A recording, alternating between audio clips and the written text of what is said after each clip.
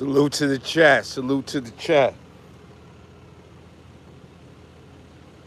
Smash that like button. We out here working. Get that work with Burly.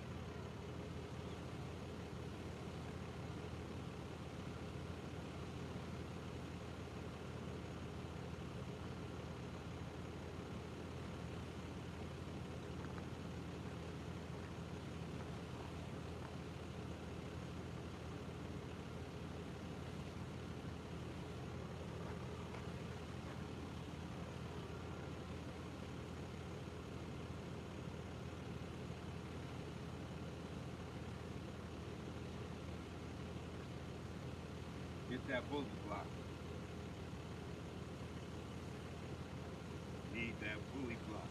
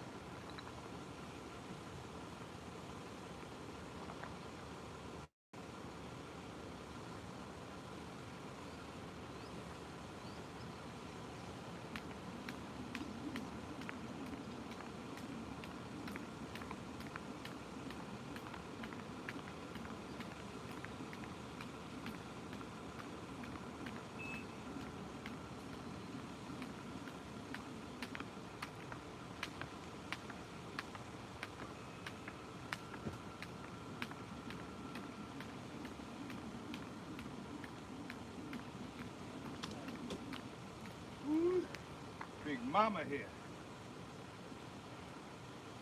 This is Big Mama. Yeah.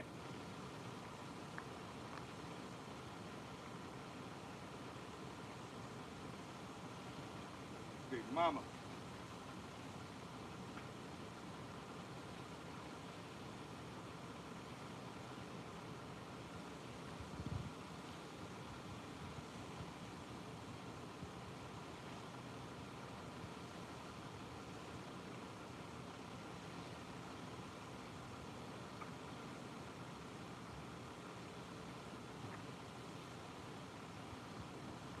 Breathe after that. Damn it, Big Mama.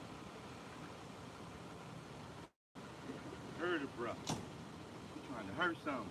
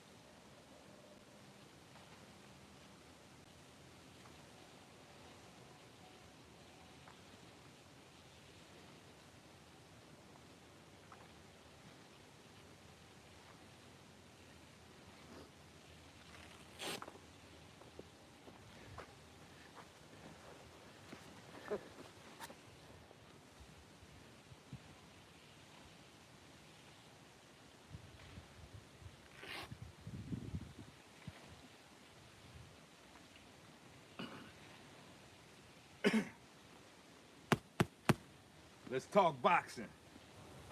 All right, so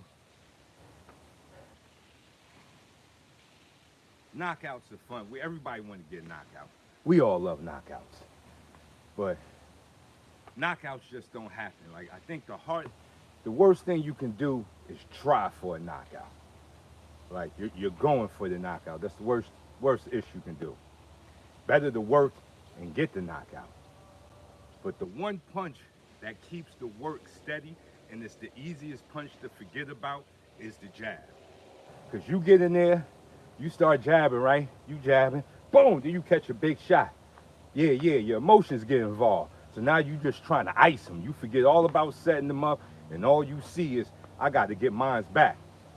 And that could be a dangerous thing. So you never want to forget about your jab. So even in gloves, you still want to get that bend of that wrist so your glove kind of points towards your opponent, over this. Now we not going. You can still work from here, but this is better. And it's about getting relaxed right there, and that little curve. So, this is your jab.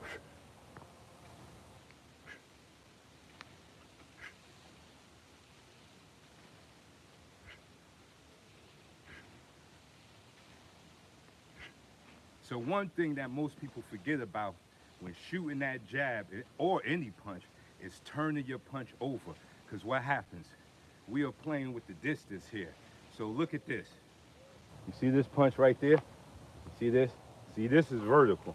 So this straight up and down. But when you turn your punch, it seems to grow as it comes towards you. So as it comes towards you, it seems to get bigger, and that clouds his vision.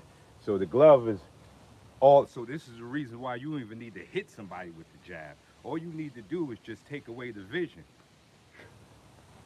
And when you got that snap in your jab, you can almost throw it from anywhere. See right here, look, it's almost all the way extended. Still that snap.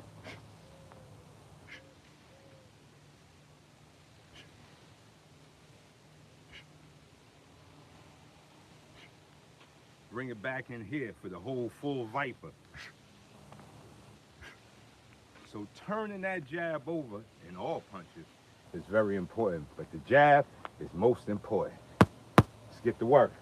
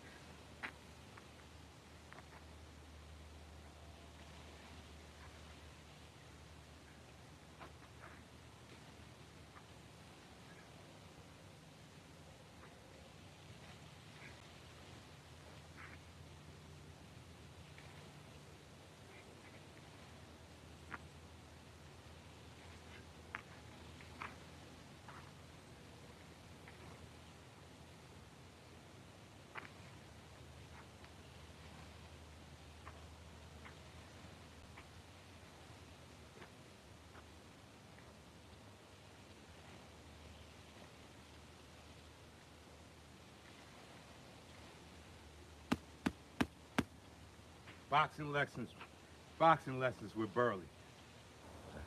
Another small but important thing you have to gain with becoming an effective puncher is releasing shoulder tension.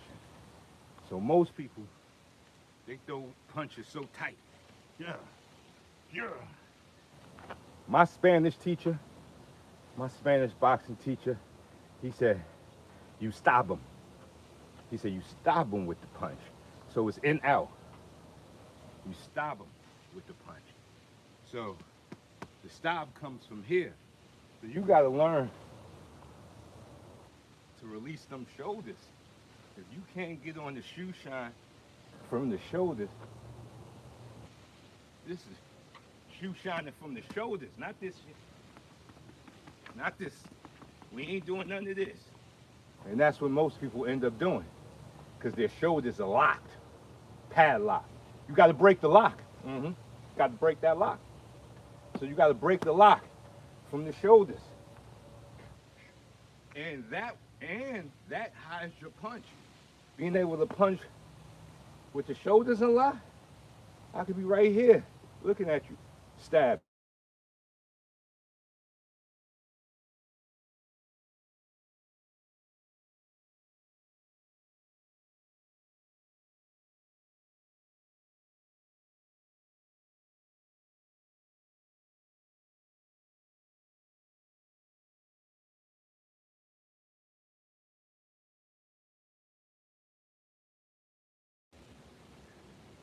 With the straights, with the uppercuts, with the straights.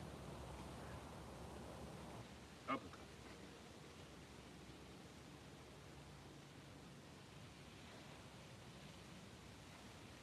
Unlock them shoulders.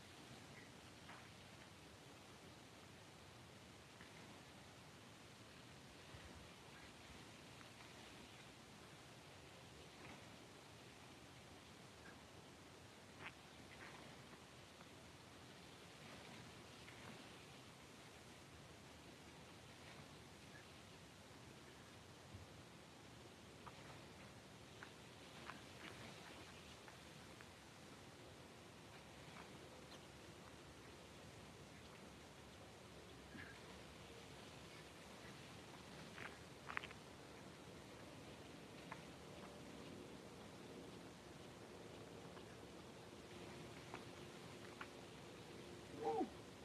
Almost felt that one in my back.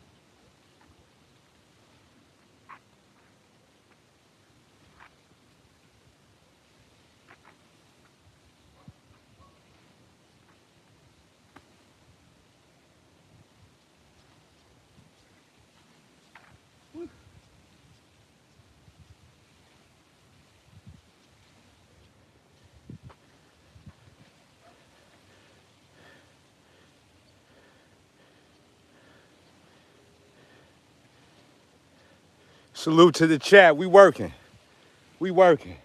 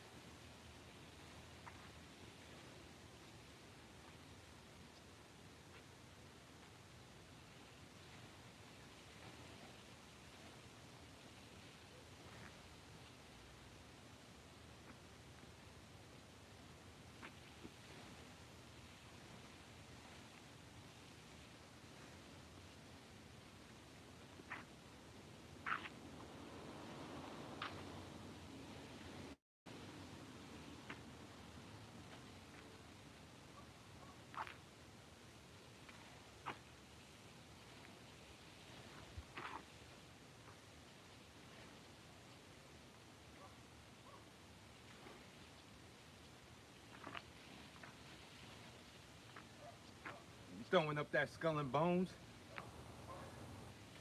from the Burly way of 52 to Burly 52.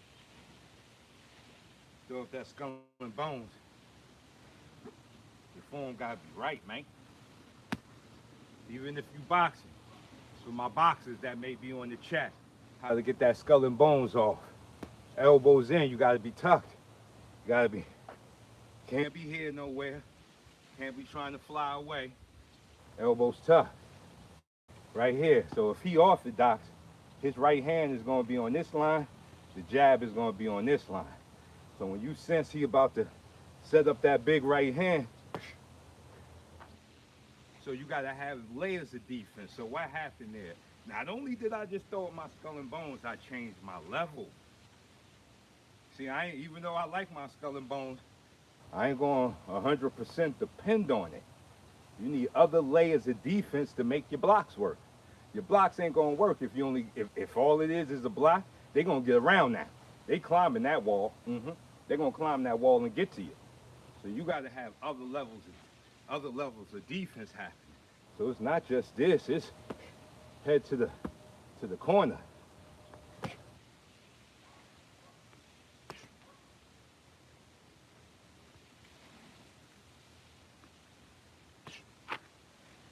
Change feet.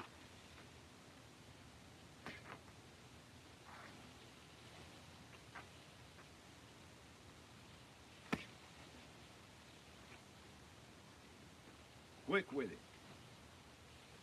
No tension. Nope. You ain't hiding. You riding. You ain't hiding. You riding.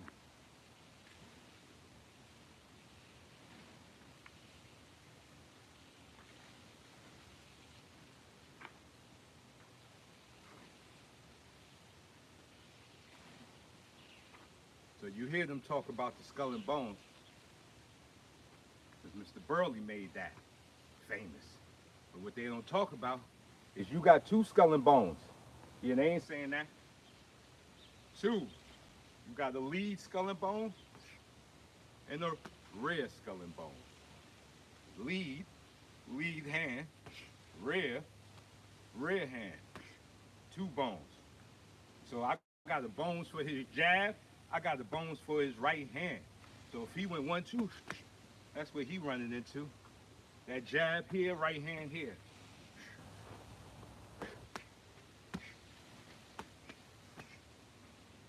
And then we got all the others.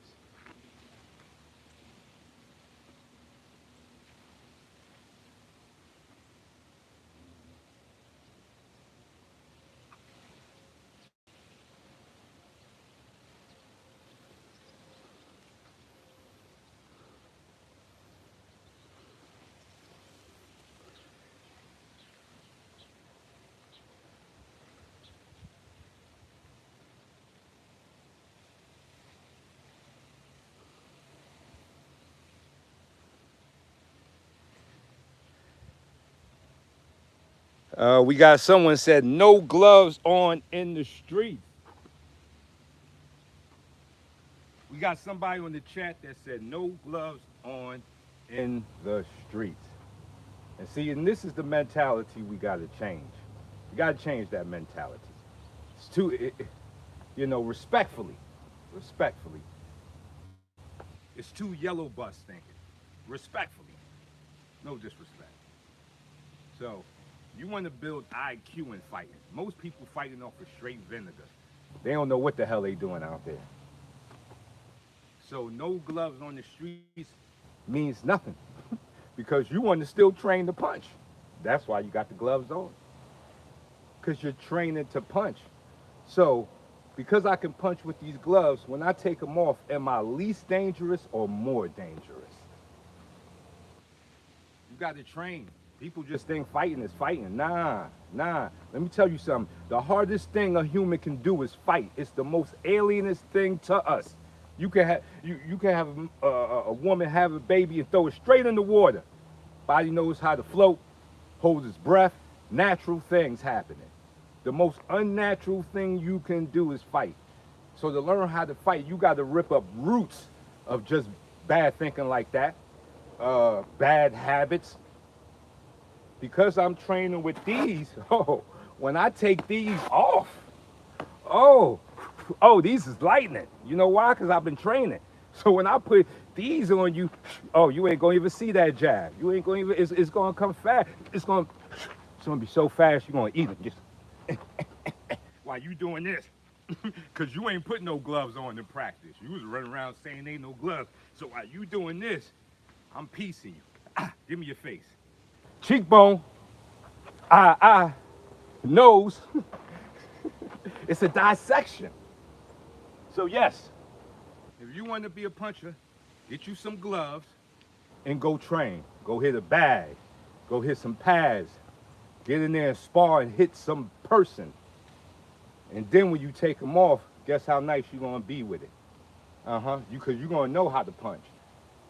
And while you're practicing your punch, you ain't going to be messing your knuckles up. So my knuckles is going to be right to take somebody's face off of them. Who else we got? We talk about it over here.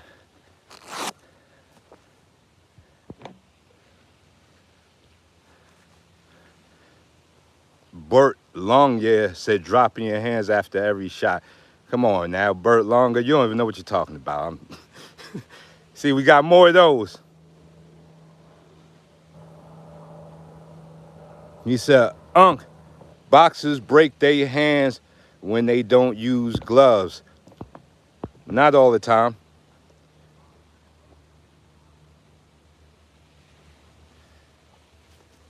Well, you really can't. There's only two knuckles you can condition. You only have two knuckles for punching. So all of that Mackie Robin Chinese shit is wrong because these two knuckles are what's called the boxer's break. So there's really no condition in these two knuckles. They made up of little bones. These two knuckles are supported by your forearm. These are the two knuckles you can hit with. But first you have to learn how to punch. You may break your hands because your hands weren't made for punching. There's no technique, no conditioning that's going to stop you from breaking your hands in the fight if it's going to happen. Because you're moving against somebody who's moving their head. You could be throwing the punch right.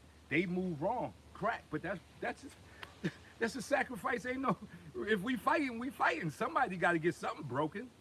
What we here? We think we fighting in a video game where nobody gets hurt. This is no disrespect, homie, because I see, you got dope questions. I'm just talking. Don't take it any type of way. But we ain't fighting in the game in a video game.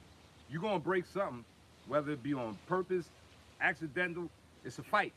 But the key is still to try to bring down the probability of breaking something, which means you have to learn how to punch.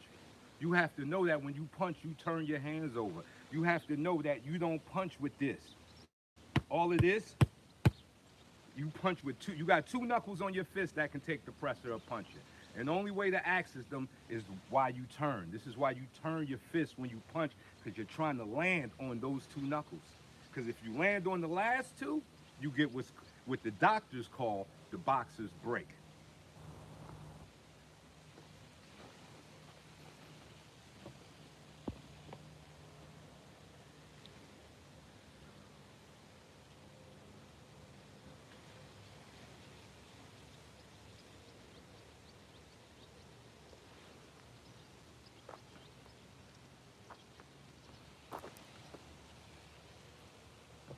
Absolutely, that's right. And all it's going to happen. There's no conditioning. There's nothing you can do. I mean, nothing you can do. You can try to do things, but there's no 100% results in fighting. And that's why you have to train. You put the gloves on. You train with the gloves. Can you hit a bag with bare fists? Yeah, ain't nothing wrong with that. But see, you're not trying to injure the weapon before you need the weapon in the streets. That's what all of the protective gear is about. It's trying to keep the weapon safe while learning how to use said weapon. Then when you take off the safety limits, all is fair. You may hit him, knock him out, feel nothing. You may hit him, knock him out, break your hand. Better to take a broken hand than he breaks your face, you know. Like a lot of people say, if you block like that, if you block my kick like that, Lyte, I'm breaking your arm. Well, I'd rather you break my arm than kick me in the face with that hard kick. It's going to be some sacrifices in fighting. If you trying to fight and sacrifice nothing, you should just be a spectator. just be a spectator. Because then once you step in there, all is fair. You can leave out there with a broken neck. It is what it is. So, and to the other person that said dropping your hands when you punch, when you are training, you definitely want to train to keep your hands up. That's why you want to be active with one hand while one hand stays at post. Right here. That's another part of your training. That's a good thing he said, even though he's talking silly. You want to train that too, besides just punching somebody in the face. You want to be able to punch.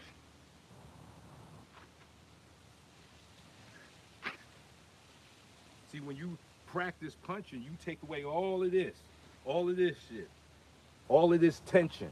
Punching ain't about tension. Punching is about being relaxed from the shoulder. You stab.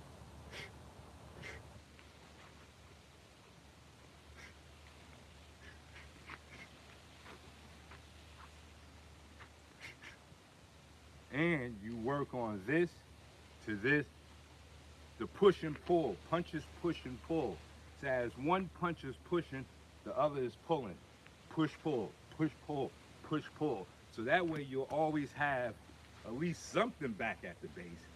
But believe you me, under pressure, you're going to drop your hands. You see Mayweather here with it? It's pressure. It happens. That's the thing with fighting. There's no perfect fighting. You train so much that when you do fight, you lessen the flaws, but the flaws will still be there to some degree. And if somebody capitalizes on it, then that's the end of you. But the flaws are going to be there, but you train as high as you can, so when that pressure hits you, you do remember to throw your punch and keep here. But best believe, when you get hit in the face, you get a little emotional, you may do something to stab and drop this hand. It happens. You can clean it up. Fighting is about adjustments. You see that, you take a shot, then you go, oh shit, and make sure I keep that hand up when I jab. So just in case he's punching, yeah, I got something going. And that's what your 52 is about. Presenting shapes, hand feints at the best too. Not just blocking, hand feints. What's the most important thing on the man to deceive? The man that's in front of you. You fighting him. What's the biggest thing to deceive? What's the biggest problem on the opponent standing in front of you, I should say? What is the biggest problem? Let me see who's answering. P and Burly in the building.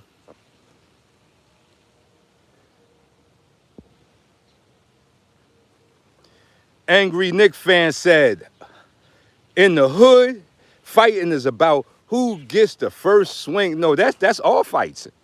See, why are we trying to, come on, man. People, the hood thing need to stop, man. Like, come on, stop it. Let's just stop it. As black people, let's just stop the nonsense, man.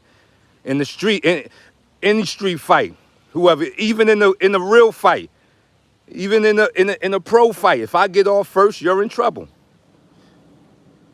This Hustle the Heritage Media said, this is an innovator in the martial arts today. Put some respect on it. I appreciate you, fam. You know, most are blind. It's all good. It's all good. I'm here for those that can see, you know. And then I put the blind people's questions on display. I put the blind people questions on display. Reverse logic, hold the mirror up to you, show you that logic is crazy. PM Burly, we in the building, we rocking. So yes, training is necessary, people. Because even in the street fight, you know what I hear a lot of? Yo, like, I got to get the fight over in 2.5 seconds. That's cool. That's cool. See, but for us training, I'm prepared if the fight goes 15 minutes. All out. 15. Lungs on the fence. Because we running, we jumping rope. Training. You know, you can't get around training. It's the craziest thing with fighting is people want to try to get around the training of fighting. Ain't no getting around it if you want to fight. Now, if you want to be a scrapper, that's what I call people when, you know, they scrappers. If you out there scrapping, cool. If that's the level you want to stay at, you a scrapper. I know some good scrappers. I know some scrappers that can give somebody a problem. Not anybody that's really training, but regular people, oh yeah. They could be a nightmare to regular people. But scrapping, fighting, two different things. And fighting, you're actually training to fight. Scrappers don't train to fight. They just wait for the fights. And that's cool, do what you do. But in fighting, you need to be training. And yes, if I hit you with a shot and get the fight over in 2 seconds, I'm happy. Who ain't happy with going home early? It's like school. When you get an early day at school, who ain't happy we got an early day to go home? It's all good. But I'm prepared to stay all day in school if necessary. Because I trained for it. That's what it's about, people. Put your training in. Ain't no easy way into heaven. People just think you're supposed to just walk into heaven. Nah, you ain't walking into heaven. You got to work your way into heaven. Letting your hands go, practicing. Making sure you got that 52 block defense. Making sure your legs work. Making sure you have the balance for kicks. The fundamentals. Who else we got? Who we got?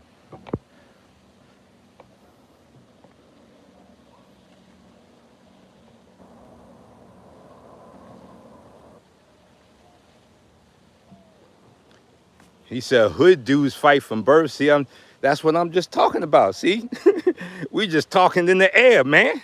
Damn it, man. We see in the group of men, we got to be logical, man. And see, this is what feminizing men has done to most men. It's made them unlogical. An unlogical man is useless to society. An emotional woman can still have some uses in society. She can be unlogical, you know. But us as men, we got to make sense. He said, the way I seen you fight my dude, no hate, it looks like you're fighting at 40. While us hood dudes fight from birth. If you got to say you a hood dude, you're not a hood dude. I don't believe you. I just don't believe it. Real hood dudes don't announce it. See, there used to be something back in my day. They said real men move in silence. Those was hood dudes. You didn't even know until it was too late that you was in front of him. See, people who announce it, those are the scared people. Like, I'm coming outside. I got a gun. Those don't announce it. They trying to scare the crowd. I don't need you to know, but fighting at 40, I don't know what you talk about. Been fighting is part of the game. Have to be better than your opponent on your worst day and his best day. Bars. I've trained Shotokan for years, but what I said is 52 has the hard, but also has the flow of boxing, the Muay Thai with elbows and some solid kick game. Salute. I'm a lover, not a fight. Ain't nothing wrong with that, brother. Ain't nothing wrong with that. Ain't nothing wrong with that. I got stabbed in jail using the 52 blocks. Damn. Well, listen, some people got bad experiences. Like what Mos Def said in that movie, he said, I got a bad experience. I had a bad experience. It's no problem. Kids today don't know nothing about discipline, logic, or honor. What you talking about is real. I know hustle the heritage. They don't know. PM Burly, keep doing what you doing, Unc. You already know ain't no stopping my train. Only thing that's stopping this train is death. Ain't nobody stopping this train. Now let's get into a hook. What's a good way to throw it and train a proper hook? Now a hook, when you look at it, has a lot of defensive element to it. Because when you think of holding a shield, if I put my hand through a shield, you know, I'm gonna hold my shield with my sword, so it's already in that hook motion. And that's a strong, because that's a strong shape there. Like you can almost hang a 5-year-old can grab your arm and hang off your arm off of this shape. Not this way, because this is where we're weak here. But the thumb up to the sky, that's a strong shape. So when you throwing that hook, you want to get used to having it on your shoulder height. Now, in battle, sometimes it may drop low, but we already spoke about that. That under pressure, certain techniques are going to change. So that's why you got to train them as high as you can train them. Like you train them right. So in a real time fight, I may not be here, I may be here. You know, it may not be as high as it should be, but you train that way. So under pressure, when the pressure hits it and it breaks down, it doesn't break down this far. So if I was trained to here, by the time the pressure hit it, that punch is going to be in my pocket. It's going to be all the way down here. So when you training that hook, it's up, turn. Up, turn. That's the motion. Now hide it. Not this, because that shows you're about to hook him. Now, you can throw a hook like that. Maybe you want him to see the hook because you're setting him up for another punch. But if you want your hook to be hitting, like the snap on him, you train it in 2 pieces. Up, turn. Up, turn. And then you start turning the 1, 2 into 1 beat. Bang. Bang.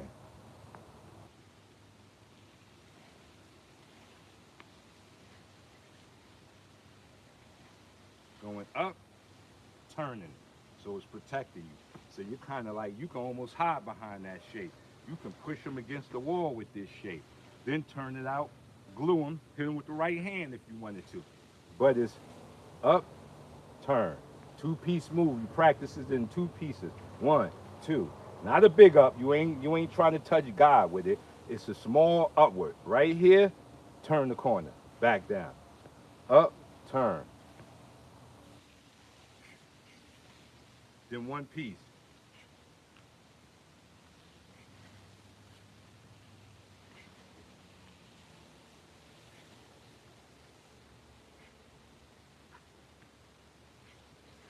One piece move.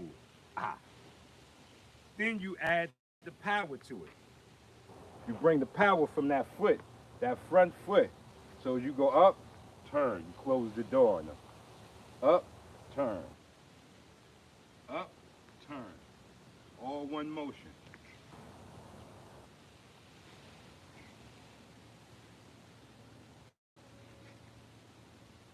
That's how you throw a hook. You getting good lessons right here. I charge money for these lessons, but y'all my peoples. What do you think of the Soviet boxing? Oh man, I like the way they long punch, man. I love Russian boxing. I love Russian boxing. If you ain't hip to the way them Russians be throwing their punches, let me show you how to. I'm gonna go southpaw for this one. The Russians, like I was saying, you know, I'll do it this way since I was already doing this hook. So up here. So now with the Russians are going here, and they're using that. They don't got the up and down thumb. They got the lay down thumb. That's right. They ain't got that up and down thumb, and they can go long on you. Their uppercuts long. I love it. And they got crack. You ever seen them hit in the past? It's like pow, pow, pow, pow, pow. Like they go long on it. I love it. I love it. I love it.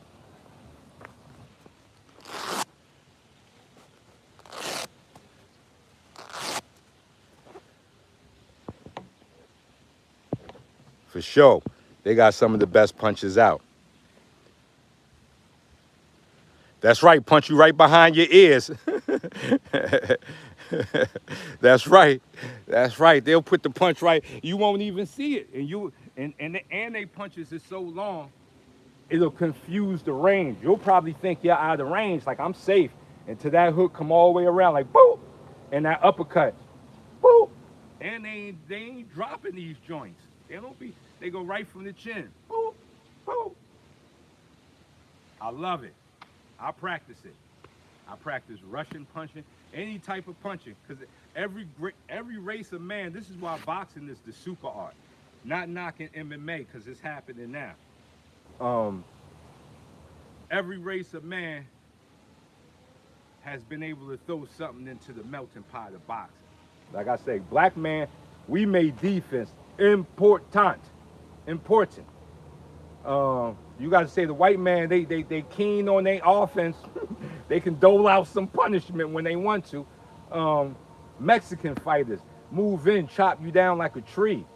You know what I'm saying? Like we got the Ukrainian fighters, extra footwork. The Cuban fighters, the Cubans got probably some of the best footwork out. Their fighters usually don't have a lot of power, but they feet game ridiculous. That's why I love the Cubans, because they on their feet game and they on their defense. They be blocking too. That's why Yoel Romero was doing something that looked like 52. And that is 52. See, but it's 52 of the name that we call it. The way the Cubans just look at it is, this is defense. And this is what 52 blocks is about, defense. So, you know, they are doing 52, but in their training of it, they're not calling it that. It's just the defense of. And that's why you'll see the Cubans with the blocking, the crazy footwork, the movement, the spinning off. They're good at that. You know what I'm saying? But now we're seeing the birth of Ukrainian fighters who got the crazy footwork, the Lomachenkos, the Useks, with the Derevchenko, Derevchenko something, the guy that just won the belt at lightweight, Loma's homie, countrymate. So, you know, they got a lot of tricky footwork. So this is what makes boxing so big, is that everybody threw something in there, and now the art is super big, and you could fight like a Mexican, fight like a black man, fight like a white man, fight like a Chinese man. Now you got a Nui the monster, you know. So that's what makes boxing so big, and it's happening with MMA. You know, the champions are getting more diverse from different areas, and they're gonna bring in different parts of the game. They're gonna up everybody's game with the techniques they bringing in, the stuff they doing.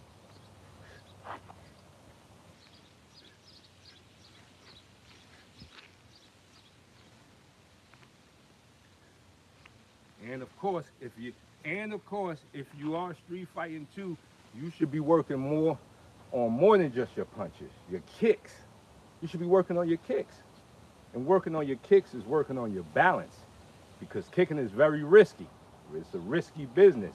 So, you know, I got to balance on my left leg to bring that foot up. So one way I practice really pushing the balance is trying to get 3 kicks off one leg, so you don't let it touch the ground. Then put it down. So you put all that pressure on that standing leg to get stronger and stronger at gripping the ground, so you can deliver multiple kicks, 2 to 3 kicks on one leg, and trying to practice keeping your hands up. Now, of course, when you kick, you want to use that counterbalance, you know, of dropping the hands. It feels good, you get more power. And if you was using that hand to pull his hand down to kick him in the face, that's a good technique too. But with something else you want to practice is kicking with your hands up. Trying not to drop your hands off the kick. Keeping them right there where they at.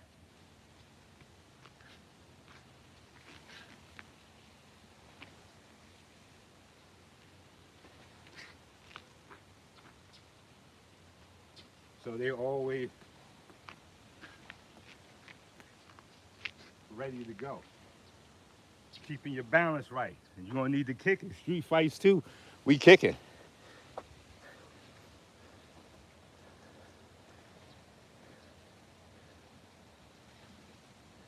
Bivol, love Bivol.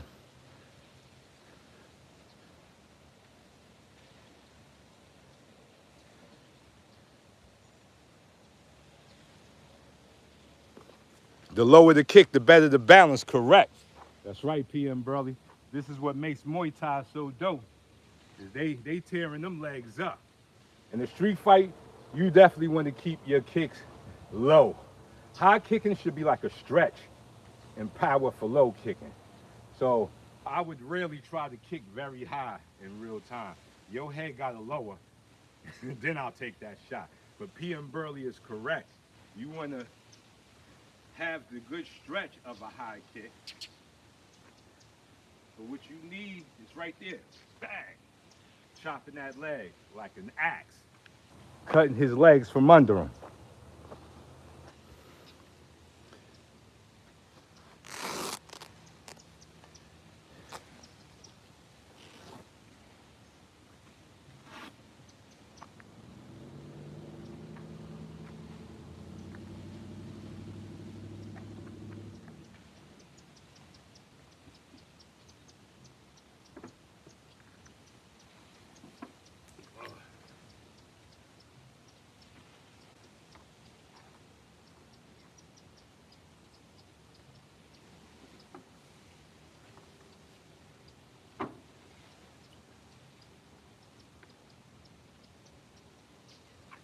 The next part is the Kung Fu section. So I use my Kung Fu forms as like moving meditation. You know, I've moved out of the place of thinking of trying to fight uh, rationally. You know, Kung Fu is like abstract fighting. It adds to the rational fight. But Kung Fu forms are good for moving meditation, excuse me, moving and breathing. So that's how I use my Kung Fu forms. I don't know too many, but the ones I do know, that's what I use it for. So it's time to get into some moving meditation.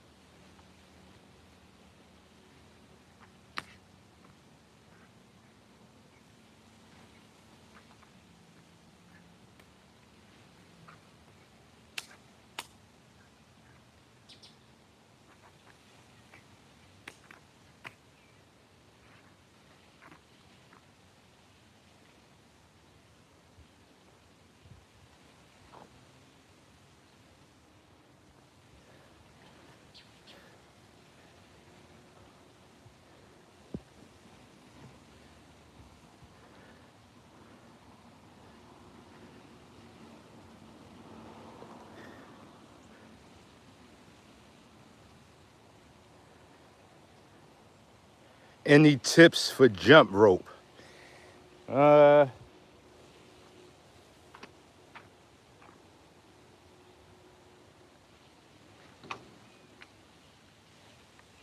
a tip for your jump rope.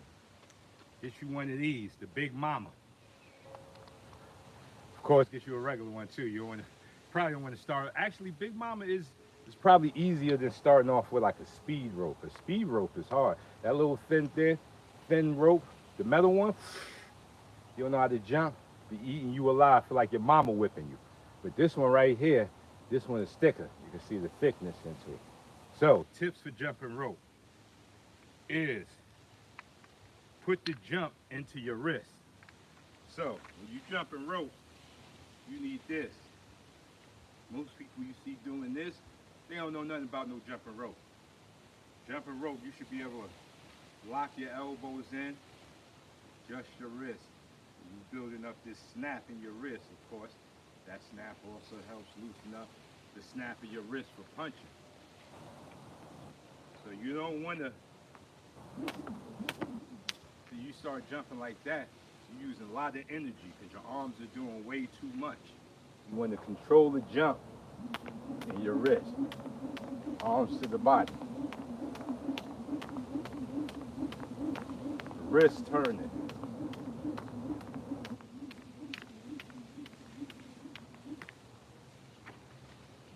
Best advice for jumping rope, keep it in your wrist. Take it out your arms.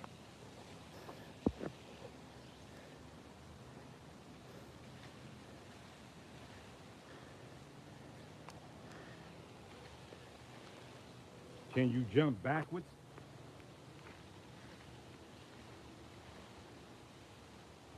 Yeah, ain't nothing wrong with jumping backwards. I think it helps build up the other direction. But once again, it's still the same thing. It's in the wrist. Whether you jumping forward, backwards, even if you get in that Roberto Duran. Get that Roberto Duran, you touch the ground with it. That's when you really jumping. When you touch the ground with it.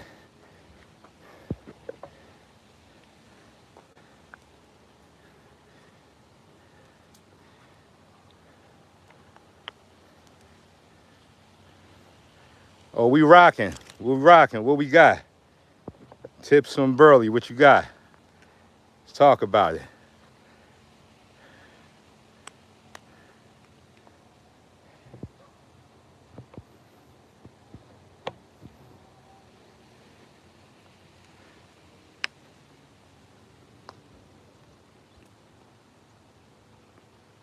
But definitely get you the Big Mama rope.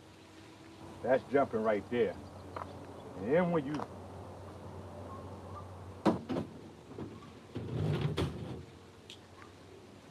get real good at jumping, you bring in battle rope. Jumping battle rope is totally different. When you jump in battle rope, it feels like jumping a goddamn metal chain. She gotta loosen up. I gotta put some heat on battle rope. She gotta loosen up, kind of tight. That's that battle rope. Yeah. You get that, you rock it. That's when you take it up a notch.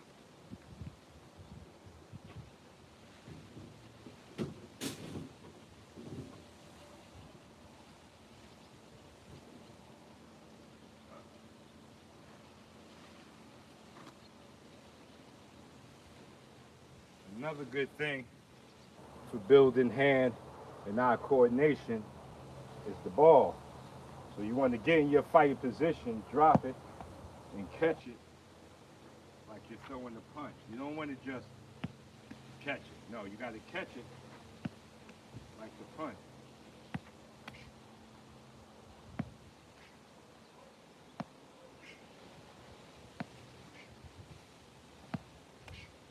Hands up. Once you bounce it, you got to bring your hands up.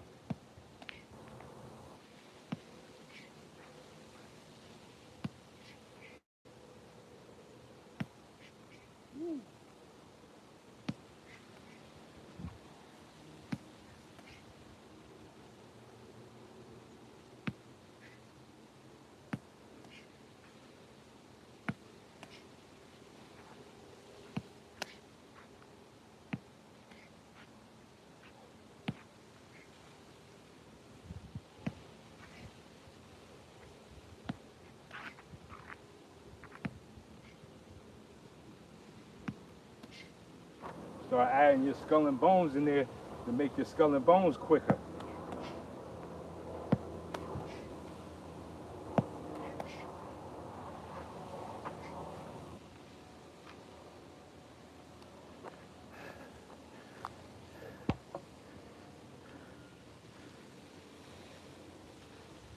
You know, we working. PM sound bouncing with you. Harder than the looks, for sure. It took me a minute to master this. Cause you don't want to make it just a catching game. You still want to use the fundamental shape of your punch. So you got to bounce and put your hands back up. You don't want to bounce and your hands are low. No, they go back.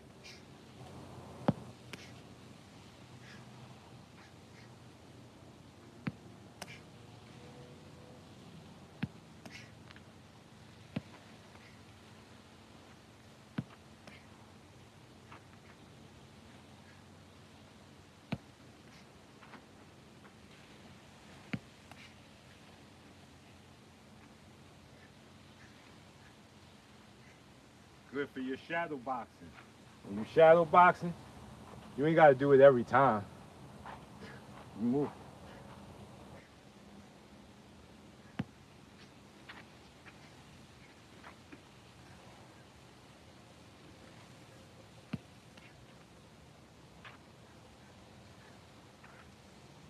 Just something good to add into your shadow boxing routine. But, you know what it is. It's been great working with y'all. Thanks for everybody that was on the chat that said something good, that said something funny, whatever. We take it all. We're open to all of that. And I will be back